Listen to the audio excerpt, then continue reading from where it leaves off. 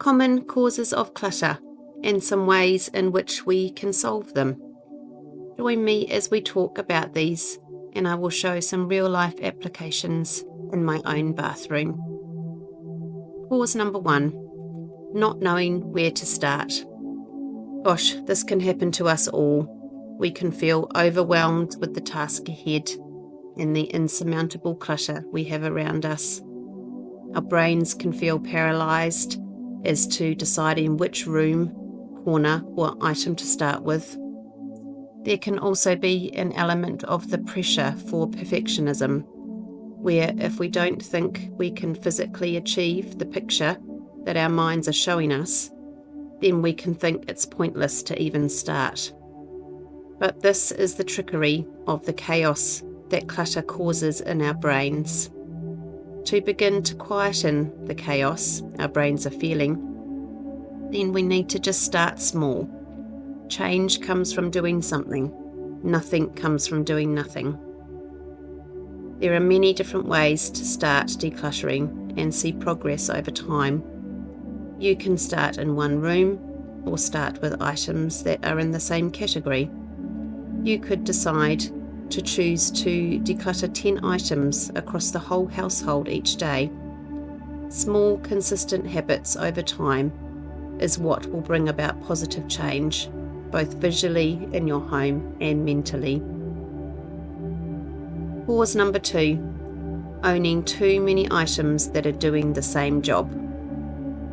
When you have too much clutter in your home and it has not regularly been sorted through, then you end up with too many objects or products that are providing the same purpose.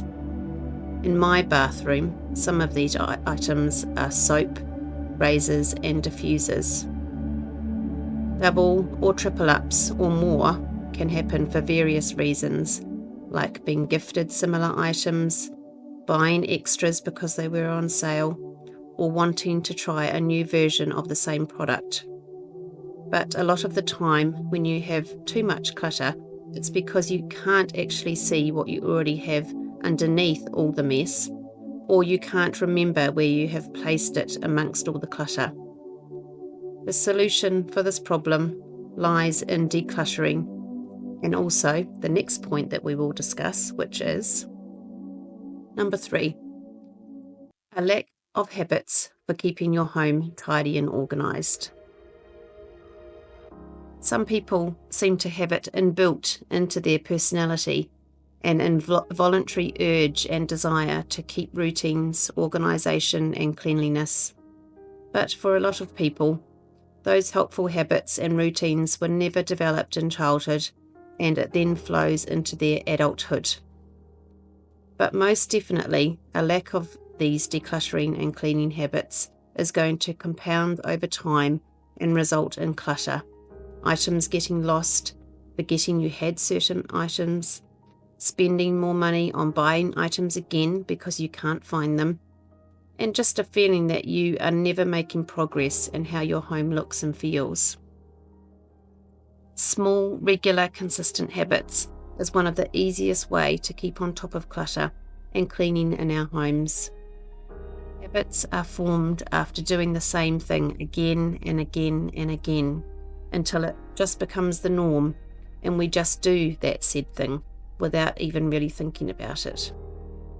This might look like putting items immediately back to their designated place rather than putting it elsewhere and then having to move it again. This is known as the one-touch method.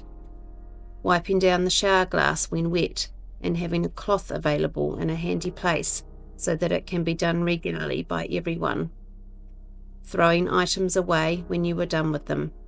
Having cleaning products and tools available nearby at the site where you are cleaning so that you have everything you need when you need it. Number 4 cause of clutter is not making time to declutter. Coming home to a cluttered, untidy place is only going to add to the stress and overwhelm we are already feeling outside of our home. And like with anything good and noble in our lives, if we want something to change, succeed and thrive, then we have to put time and effort in.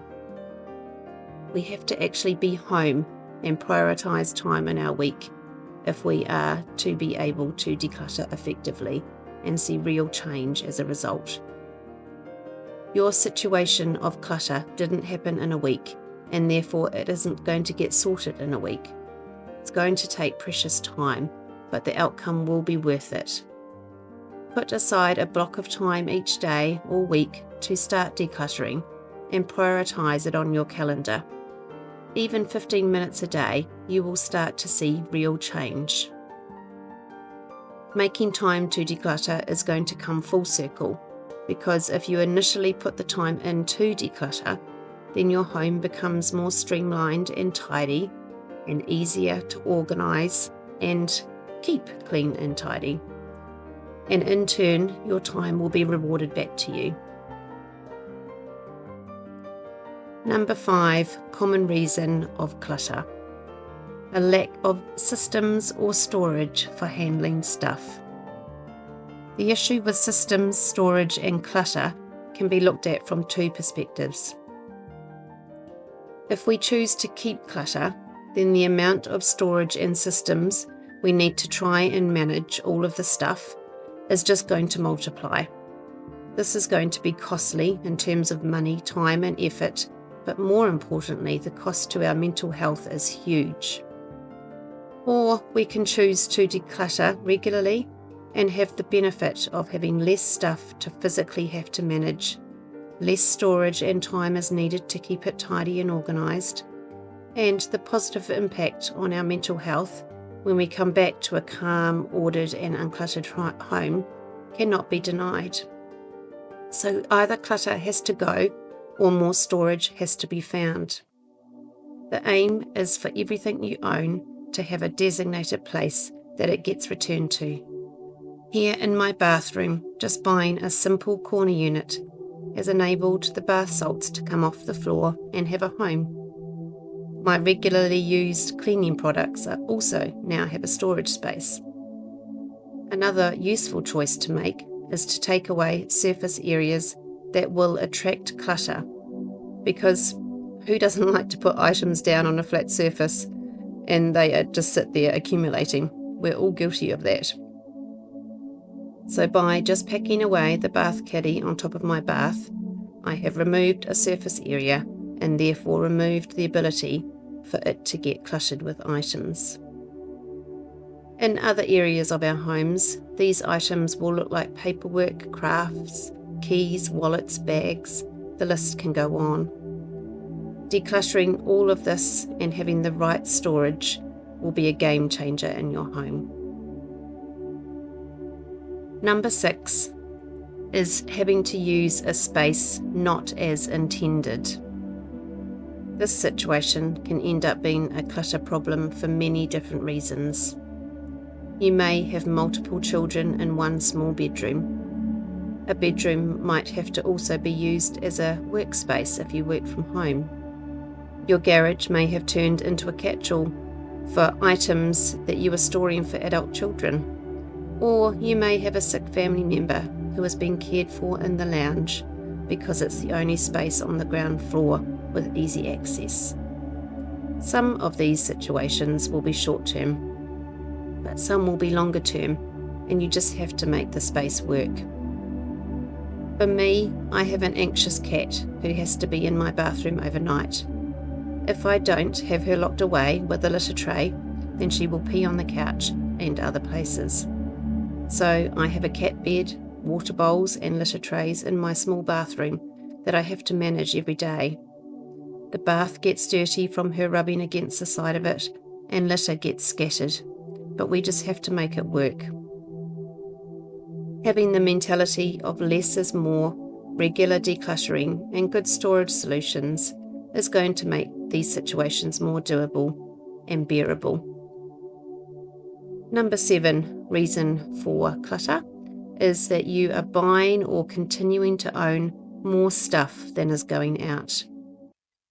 The overarching theme of clutter, very simply, is that we just have too much stuff and then we acquire more stuff. It's a simple equation of too many items coming into our homes and not enough going out. it gets to the point where the clutter threshold of your home has been exceeded. And you know what? We can't tidy clutter. We can move it around, we can put it in a box, we can hide it in the cupboard for when we plan to sort it out. But it will eventually get to the point where it has to be managed and controlled, or it will start to control you physically and mentally. When we buy online or in a shop, it gives us a spike of the short-term reward hormone dopamine. But this is where we get caught, because it is only a short-term reward. We get the item home and then we want for that dopamine hit again, and so it just occurs all over again. The long-term mental health benefits of having less clutter around and removing the chaos of too much stuff will far outweigh the short-term pleasure of a quick dopamine hit and the subsequent chaos of constantly bringing clutter into our homes. There is a psychological idea known as the endowment effect, or you could name it as "I might use it again one day" effect. This is where we are more likely to keep an object that we already own than we are to buy the same object if we don't already own it. So letting go of an object, even if it's not serving or purposeful to us anymore, can be really hard to declutter. This is a skill that has to be exercised regularly, like strengthening a muscle, to practice getting better at letting things go. Self-awareness to be able to ask yourself, does the stress and burden to myself and my home of keeping this item outweigh the usefulness and joy of keeping this item? If the answer is yes, then the item needs to go. And number 9, my last common cause of clutter is that your life circumstances have changed. This may be a temporary or more long-term change, but it always means a disruption of the usual routines and systems during these major life events. It could look like a new baby, a new job, a new home, and all of the settling in time that comes with these changes. For some, it might be illness, mental or physical, or a trauma of some kind. Clutter often has common roots of either situational or psychological reasons. And the more of these clutter reasons that apply to you, then the likeliness of clutter in your home is going to compound and increase. So always in these more difficult times, decisions around priorities have to take place. What is the next right or best thing that you can choose? Quite often, we need trusted people around us to help us make these good choices, or just help us to get some order into our homes, which in turn will help bring order to our brains and enable us to make the next right choice. Ask your people, your community to rally around you. There is always someone willing and able. So I just encourage you to get started with your decluttering, or keep going if you have already started.